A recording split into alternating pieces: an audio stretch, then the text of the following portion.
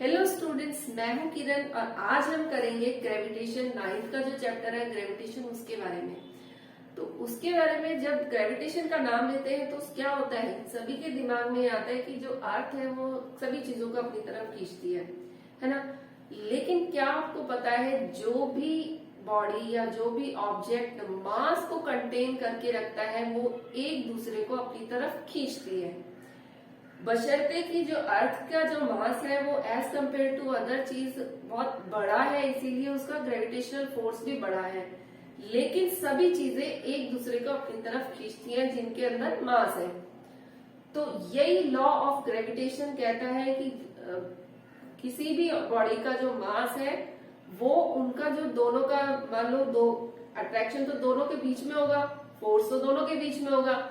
मान लो ये अर्थ है और ये मून है, तो उनके बीच में हम फोर्स कैसे निकालें, वो लॉ ऑफ ग्रेविटेशन बताता है कि उनके बीच का फोर्स कितना होगा। तो force is product of the mass of two object divided by उनका जो बीच में डिस्टेंस होता है उसका स्क्वायर। तो चलो हम शुरू करते हैं law of gravitation. Law of gravitation क्या कहता है कि मान लो ये दो ऑब्जेक्ट है, ये कैपिटल एम और ये स्मॉल एम। ठीक है, हमने दो ऑब्जेक्ट ले लिए, उनके बीच का डिस्टेंस ले लिया, ये है d। अब लॉ ऑफ ग्रेविटेशन क्या कहता है?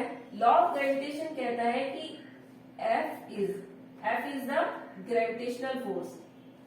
ये हम यहां पे लिख देते हैं,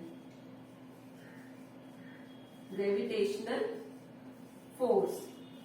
तो जो ग्रेविटेशनल फोर्स है वो किसके प्रोडक्ट के प्रोपोर्शनल है?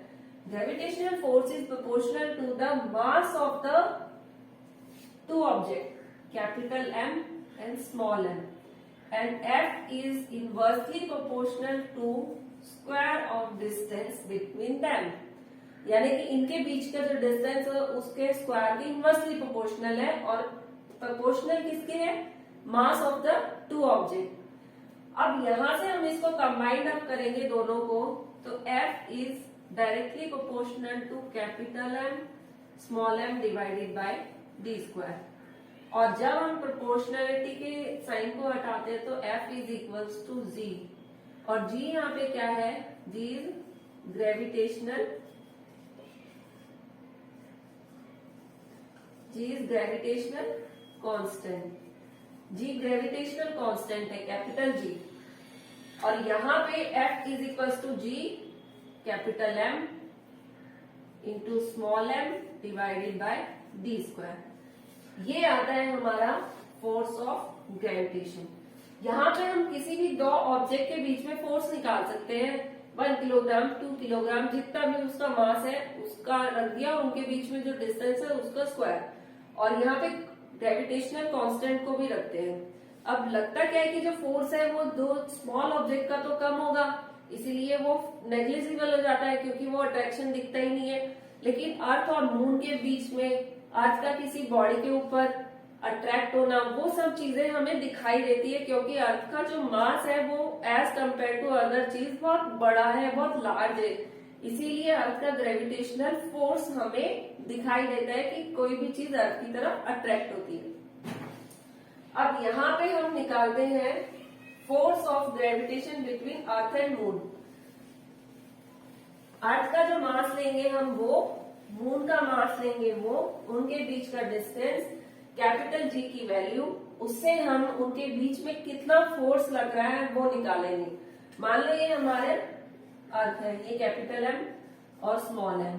इसका जो मास है वो आया हमारा 6 इंटू 10⁻24 किलोग्राम, और मून का जो मास है वो आया हमारा 7.4 इंटू 10⁻22 किलोग्राम।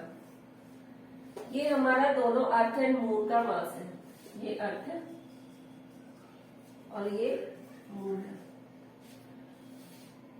अब इनके बीच का जो डिस्टेंस है, डिस्टेंस क्या है?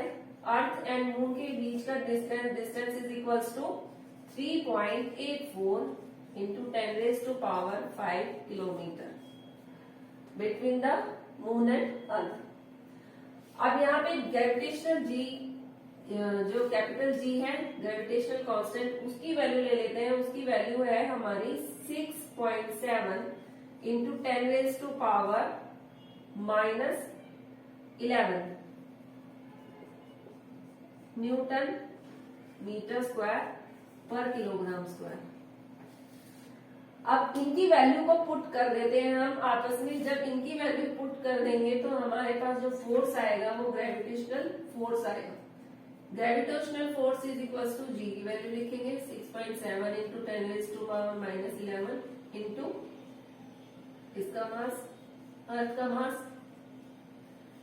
इंटू मून का मास एंड डिवाइडेड बाय इसका स्क्वायर 3.84 10⁻5 इंटू 3.84 इंटू 10⁻5।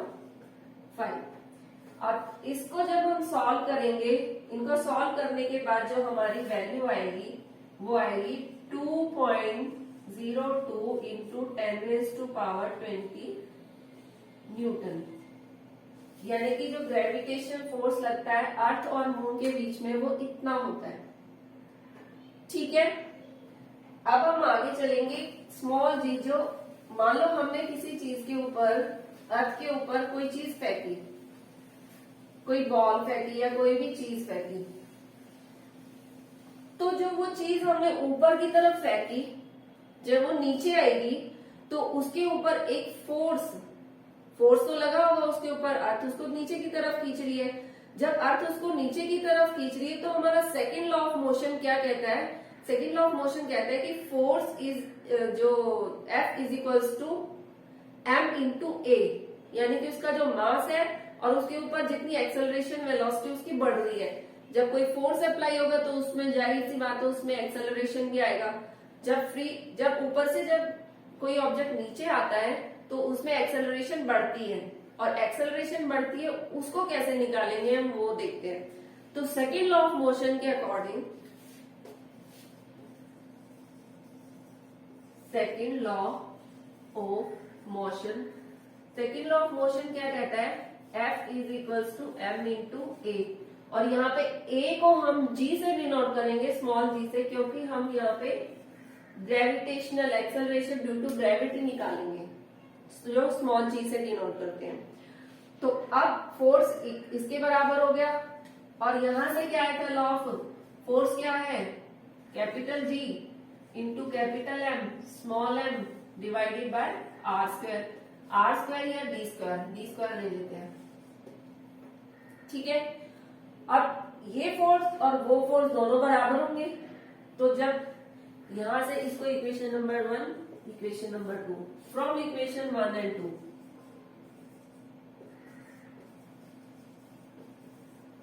वन और टू से क्या आएगा? 1 और 2 से आएगा कि mg is equals to capital G capital M small m divided by d square. m से m कैंसिल, तो g की वैल्यू कितनी हो गई?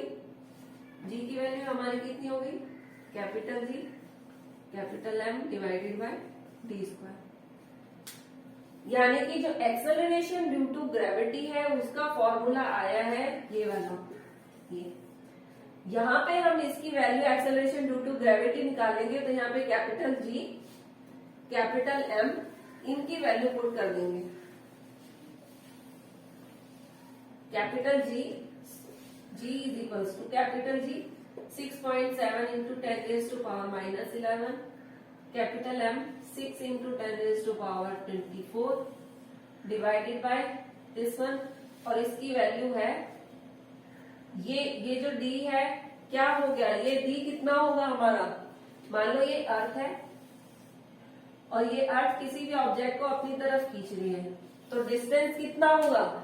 डिस्टेंस होगा इसका, इसके सेंटर तक का डिस्टेंस मान लो ये नेग्लिजिबल मान लेते हैं, और इसका जो डिस्टेंस है वो इसकी रेडियस हो गई, अर्थ की रेडियस।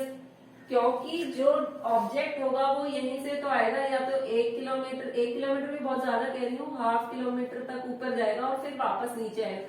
जब वो नीचे आएगा तो उसकी जो डिस्टेंस होगा कितना होगा अर्थ से, अर्थ के सेंटर से? अर्थ का सेंटर और ये यहाँ पे इतना डिस्टेंस होगा, तो हम इसकी रेडियस ही मान लेते हैं, यानी कि r से डिनोट करते हैं। तो यहाँ पे हम d स्क्वायर की जगह हम r ले लेते हैं। r इज इक्वल्स टू, इसकी रेडियस कितनी होती है अर्थ की, 6.4 इंटू 10⁻⁶ मीटर। अब हम इसको जब सॉल्व करेंगे तो यहाँ पे आता है हमारा 9.8 मीटर पर सेकेंड स्क्वायर। ये है हमारी एक्सेलरेशन ड्यू टू ग्रेविटी, यानी कि ग्रेविटी की वजह से कोई चीज ऊपर आई तो उसमें कितनी एक्सेलरेशन आएगी वो हम इस फॉर्मूला से हम निकाल सकते हैं। ठीक है, आज के लिए इतना ही। अगर आपको वीडियो पसंद आए तो लाइक करना, सब्सक्राइब करना एंड शेयर करना। अगली वीडियो में हम इसका आगे का पार्ट करेंगे। तब तक के लिए धन्यवाद।